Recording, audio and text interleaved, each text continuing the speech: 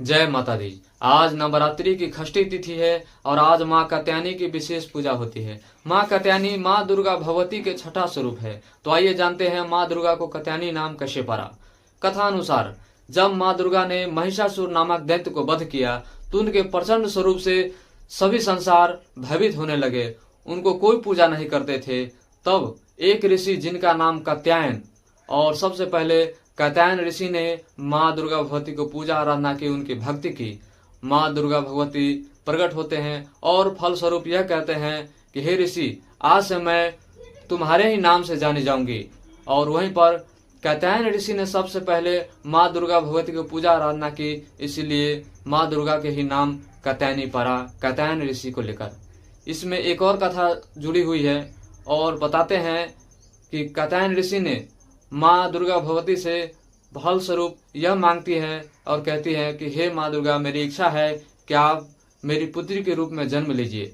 तब माँ दुर्गा उनके घर पुत्री के रूप में जन्म लेते हैं।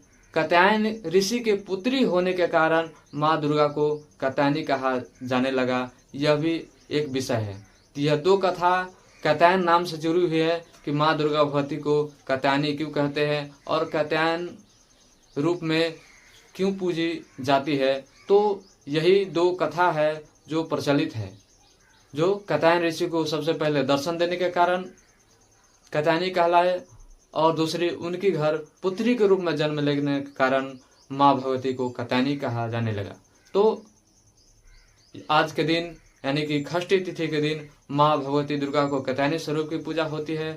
तो आज के दिन अपने चित्त में कात्यायनी स्वरूप की धारण करें और अपने मन में उन्हीं स्वरूप की धारण करते हुए पूरी दिन उनके ही नाम में, उनके ही स्वरूप में अपने मन को लगाए रहे। इससे विशेष फल प्रदान होती है। और पूजा पाठ अंतर्गत विशेष रूप से पंडित पुरोहित द्वारा कराए तो और भी इस कथा को विस्तार रूप से समझ पाएंगे, किंतु समय के कारण हमने संक्षिप्त में इस कथा को बताए हैं।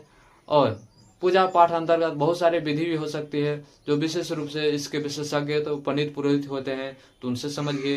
तो चलिए आज के दिन माँ कात्यायनी को अपने चित्त में धारण करते हुए उनकी पूजा करिए। तो बोलिए माँ कात्यायनी की जय।